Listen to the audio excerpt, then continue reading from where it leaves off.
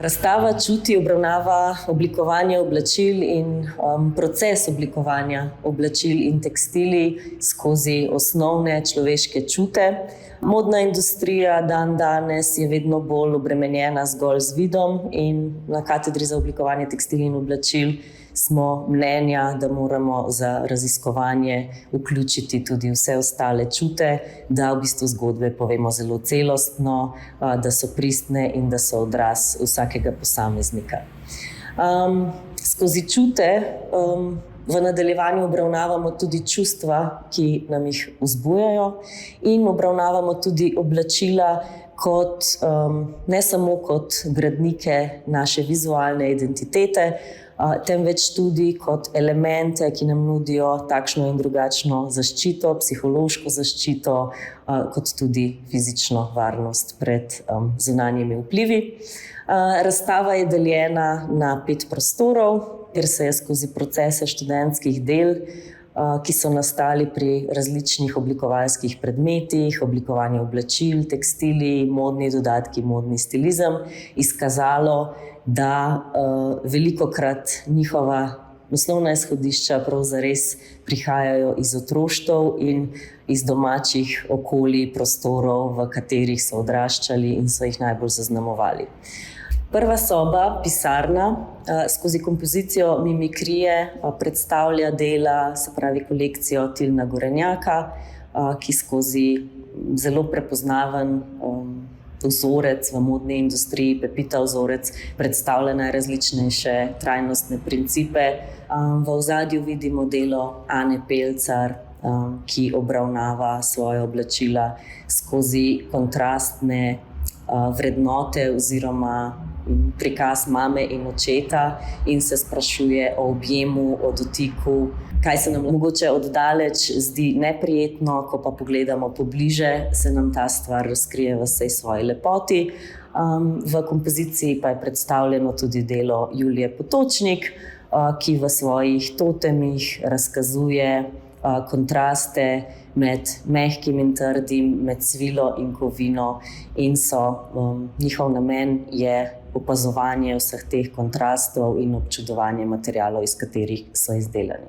Druga soba ponazarja mizarsko delavnico, kjer študentka prvega letnika Anika Katušič-Kocbek obravnava krojenje oblačil z uporabo ročne žage.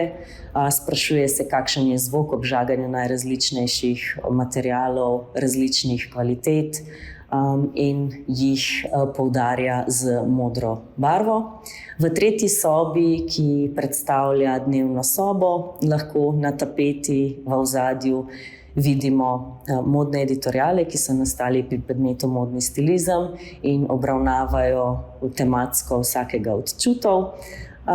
Potem na levi strani vidimo kompozicijo oblačila Taše Blatnik in pa Alje Rojko, ki skupaj tvorita travnato površino skozi najrazličnejša osebna izhodišča, in na desni strani hlače Pije Valner, ki skozi pripoved življenja v ruralnem okolju opisuje različne vesele trenutke, ki se zgodijo pri opravilih, ki pritičajo tistemu okolju, in pa tudi v lončnicah so dela Tadeja Šandorja, kjer se predstavlja trajnosten nakit, ki ga je izdelal z izhodišči gibanja rastlin. Sledi jedilnica, kjer je predstavljeno delo Izabelče Bokal, ki obravnava čut okusa kot senzorične izkušnje in pa tudi kot koncepta, kaj je dober okus, kaj je slab okus.